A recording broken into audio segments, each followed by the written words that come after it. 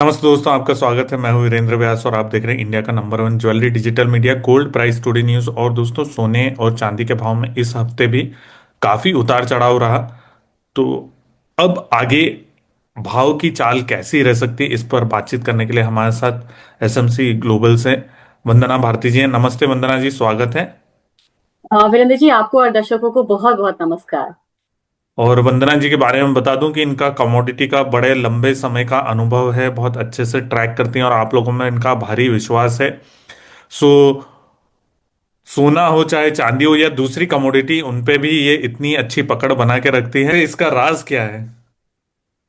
वीरेंद्र जी, इसमें यही है कि आप इन डेप्थ स्टडी करिए और इंटर मार्केट एनालिसिस करना बहुत जरूरी होता है, क्योंकि कमोडिटी मार्केट है, उसका इम्पैक्ट इक्विटी का भी है, जुड़ा हुआ है। बॉन्ड मार्केट जुड़ी हुई है, अभी बॉन्ड मार्केट में भी फर्क आया है, उससे भी कमोडिटी में आप प्रेशर आता हुआ देख रहे हैं। तो inter market analysis, global situations को पढ़ना। और यहाँ पे कमोडिटी में क्या होता है कि हमारा डेली के अपने ट्रिगर्स होते हैं। इकोनॉमिक डेटा हमें डेली के ट्रिगर्स देते हैं। तो फंडामेंटल्स तो आपको मतलब 6 महीने 7 महीने एक जैसा होता है।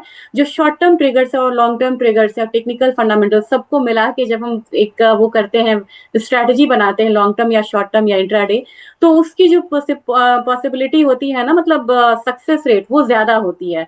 तो मैं कोशिश करती हूँ कि फंडामेंटल प्लस टेक्निकल यहाँ पे लोगों को राय दूं, और जब दोनों एक डायरेक्शन में होते हैं तो उसका स्ट्राइक रेट अच्छा होता है।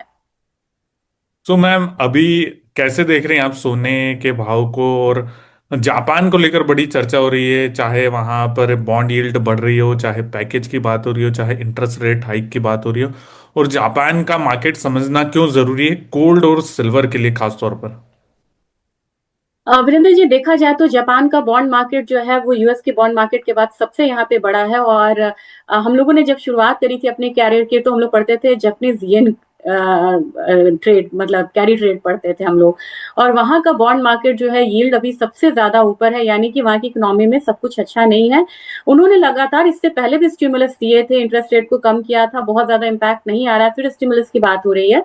तो इसका एक इम्पैक्ट तो है कि जो रिस्कियर एसेट क्लास है, जैसे कि बेस मेटल हो गया, एनर्जी हो गया, वहां पे दबाव रहेगा। लेकिन लॉन्ग टर्म के लिए मुझे लग रहा है कि गोल्ड के लिए ये जो न्यूज है, ये सेफ हेवन बाइंग लेके आएगा और बढ़िया रहेगा। और गोल्ड में यही कारण है कि बहुत ज्यादा गिरावट हम लोग आता हुआ देख नहीं पा रहे हैं। जी मैम। सो अभी कैसे एनालाइज कर रही हैं आप भाव को? क्या और गिरावट की संभावना है? चांदी भी हम लोग देख रहे हैं कि अब 1,51,000 के आसपास आती हुई दिख रही है। वीरेंद्र जी, इस साल की शुरुआत ही हुई थी बहुत यूनिक ट्रिगर से, चाहे वो शटडाउन हो या फिर टेरिफ का हो। एक ही साल में हम लोगों ने शटडाउन, टेरिफ सब आता हुआ देखा, जापानीज प्रॉब्लम में क्राइसिस आता हुआ देखा। अब जाते जाते ये जो साल है ना, ये जाते जाते भी यूनिक ट्रिगर्स दे रहा है, यानी कि सबसे बड़ा हिस्टोरिकल शटडाउन यहाँ पे खत्म हुआ है। और आपके पास सितंबर महीने का डेटा है, नवंबर का यहाँ पे डेटा आ रहा है जो वीक है, सितंबर का डेटा बेहतर से आ रहा है, एक्सपेक्टेशन से बेहतर आ रहा है। और अक्टूबर मिसिंग है यहाँ पे। तो अक्टूबर बहुत क्रूशियल महीना था जिसका डेटा अब यहाँ पे मिसिंग है। तो एक जो डाउट है वो मार्केट में है, इसकी वजह से इक्विटी हो, क्रिप्टोज हो, आपको कमोडिटी हो, हर जगह सेल ऑफ देखने को मिल रहा है। और ऐसे पैनिक सेलिंग के माहौल में गोल्ड में कहते हैं ना कि जब इतने सारे नेगेटिव ट्रिगर्स हैं तो सेफ हेवन बाइंग क्यों नहीं आ रही है। जब इतना पैनिक सेलिंग होता है ना, तो across the board selling call आती है, मार्जिन कॉल्स होते हैं। तो गोल्ड पे इसका दबाव मुझे लग रहा है कि थोड़ा सा यहाँ पे दिखता हुआ नजर आ रहा है। हालांकि साइकोलॉजिकल लेवल है $4,000, वो यहाँ पे तोड़ता हुआ नजर नहीं आ रहा फिलहाल। लेकिन एक बार ये लेवल टूटता है तो एक बार हम 3920 से लेके 3880, ये वाला रेंज आता हुआ देख सकते हैं। तो फिलहाल मुझे लग रहा है कि सिल्वर में मैक्सिमम $47 और गोल्ड में मैक्सिमम 3920 से $3900 का एक करेक्शन का यहाँ पे वेट कर सकते हैं। भारत में मैम? भारतीय बाजार में रुपया तो 88 के करीब यहाँ पे मेंटेन किए हुए है। तो मुझे लग रहा है कि भारतीय बाजार की बात की जाए तो आपको 1,19,000 से लेके 1,18,000 ये लेवल बैठेगा आपको एमसीएक्स सोना का। और चांदी की बात की जाए तो मुझे लग रहा है कि 1,50,000 से नीचे की क्लोजिंग बहुत इंपॉर्टेंट है। बार बार वहां से रिवर्स ये कमोडिटी जाती है, तो मुझे लग रहा है कि मैं दो लेवल्स लेना चाहूंगी। एक लेवल में क्या होता है कि जो निवेशक है, जो ट्रेडर्स है, वो ट्रैप हो जाते हैं कि वो लेवल नहीं आया। पहला मेरा रहेगा 1,48 का, और दूसरा यहाँ पे मेरा रहेगा 1,47 का। तो 1,47 मुझे फिलहाल लग रहा है, मैं 145 पे नहीं जाना चाह रही हूँ कि 1,45,000 आएगा।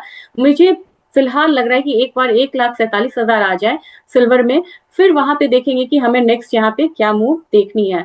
तो मुझे लग रहा है कि 1,47,000 से नीचे अगर वीकली क्लोजिंग होती है, डेली में नहीं वीकली क्लोजिंग होती है, तब यहाँ पे हम 1,45 की बात करेंगे। लेकिन फिलहाल मुझे 1,48 और 1,47 वाला जो लेवल है चांदी में, वो एक्सपेक्टेड है। और सोना मैम? सोना मुझे लग रहा है वीरेंद्र जी 1,20,000 के स्तर को तोड़ता है, तब मैक्सिमम यहाँ पे हम 1,18,200 300 को लेके चल सकते हैं।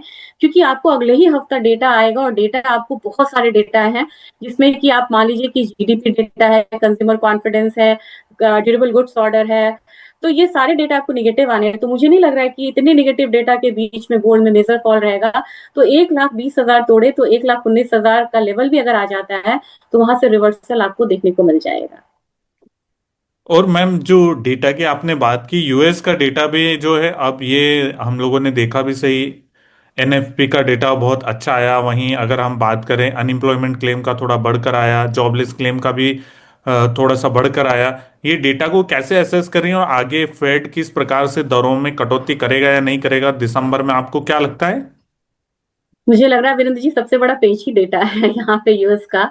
आप देखेंगे कि सितंबर का डेटा आया है नॉन फार्म पेरोल का, वो एक्सपेक्टेशन प्रीवियस से भी एक्सपेक्टेशन अच्छा था, और एक्सपेक्टेशन से भी वो इतना बढ़िया डेटा आया, ये मुझे मतलब कि पता नहीं चला। और उसके बाद मतलब नॉन फार्म पेरोल पे इतने आ रहे हैं, उसके बाद अनएम्प्लॉयमेंट का बढ़ना 4.3 समथिंग 4.4 आया है।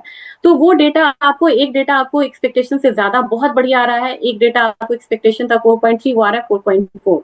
तो मुझे लग रहा है कि सितंबर का डेटा कभी भी ये जो आ रहा है, ये एक्सपेक्टेशन से बेहतर डेटा आ रहा है। अक्टूबर जो सबसे बेकार डेटा होता, वो यहाँ पे रिलीज नहीं करेंगे, और नवंबर का डेटा वीक आ रहा है। तो ऐसे केस में मुझे लग रहा है कि जो प्राइसेस हैं, वो यहाँ पे ज्यादा डाउनसाइड नहीं जाएगा गोल्ड का, और सिल्वर में एक दबाव जो है वो देखने को मिल सकता है। और डेटा को बहुत ज्यादा ध्यान में रखना होगा। आने वाला भी जो डेटा है ना, अभी जैसे जीडीपी है, या कंज्यूमर ड्यूरेबल गुड्स ऑर्डर है, ये सब निगेटिव एक्सपेक्टेड है यहाँ पे वीरेंद्र जी। तो मुझे लग रहा है कि इसके हिसाब से मार्केट दबाव में रहेगी, लेकिन गोल्ड में सेफ हेवन बाइंग आ सकती है। जी मैम, सेफ हेवन बाइंग आ सकती है। अभी अगले जो है, हम अगर अब 2026 भी हमारे सामने दिख रहा है, आपको क्या लग रहा है 2026 में क्या होने वाला है? सेम 2025 जैसा माहौल दिखेगा? ये तो मुझे लग रहा है कि इंटरेस्ट रेट सिनेरियो को इसमें स्टडी करना बहुत जरूरी है। यही दिसंबर में जब फेड का टूल हम लोग फॉलो करते थे, हम लोग वो फॉलो करते हैं, तो अक्टूबर में जब रेट कट हुआ था तो 93% चांसेस बन रहे थे कि दिसंबर में रेट कट होगा। वो अब कम होकर 25-28% हो गया है। तो मतलब हम लोग ने इतना ज्यादा मतलब वेरिएशन आता हुआ नहीं देखा था।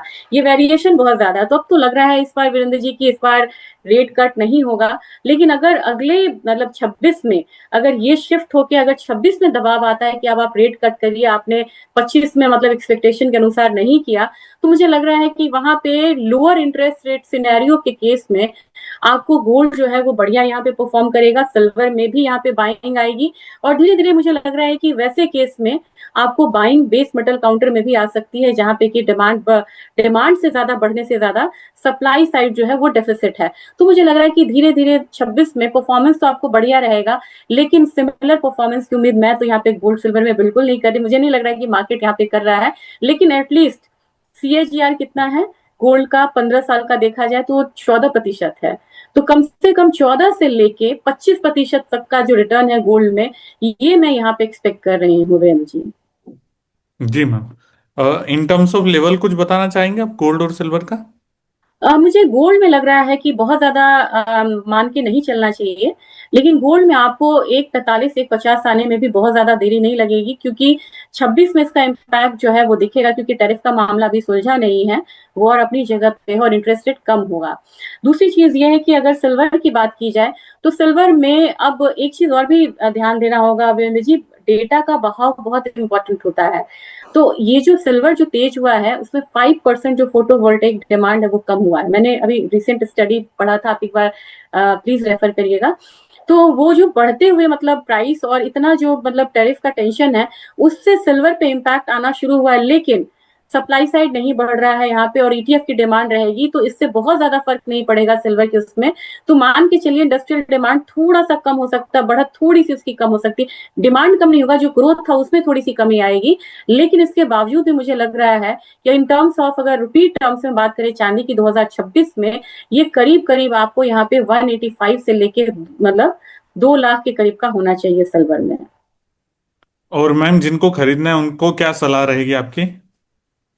उनको ये सलाह रहेगी कि डेरिवेटिव में फिलहाल ना खरीदें, ईटीएफ और फिजिकल में वो यहाँ पे खरीदें, और डिजिटल से थोड़ा दूर रहें, क्योंकि सेबी ने भी यहाँ पे वार्न करा है, तो सेबी की बात को मानना चाहिए। और मुझे लग रहा है कि उन्हें एक बारी एक 40 से लेके 47 तक का जो जोन है, 40 आने की संभावना थोड़ी सी कम लग रही है, लेकिन 45 47 1 लाख 45 1 लाख 47 के जोन में वो खरीद सकते हैं। फेज वाइज आप यहाँ पे खरीदिए और बने रहिए। और एक चीज और यहाँ पे राय रहेगी वीरेंद्र जी की, बहुत ज्यादा आप अपने पोर्टफोलियो को वॉच मत करिएगा। कई बार तो आप स्टॉक्स लेते हैं 2 साल 3 साल तक भूल जाते हैं, तो हमें गोल्ड सिल्वर डेली डेली क्यों देखना है। आप जब फिजिकल और ईटीएफ में हैं तो एटलीस्ट 3 महीने में क्वार्टरली हाफ ईयरली अपने पोर्टफोलियो को एनालाइज करें, और एटलीस्ट 2 साल तक दोनों कमोडिटी को होल्ड करके रखिए। 2 साल तक होल्ड करके रखेंगे तो अच्छा रिटर्न मिलेगा, जी। ये आपका कहना है? जी, जी। थैंक यू सो मच वंदना जी, ये सारी जानकारी देने के लिए। और मैम कोई आप डिस्क्लेमर देना चाहेंगे?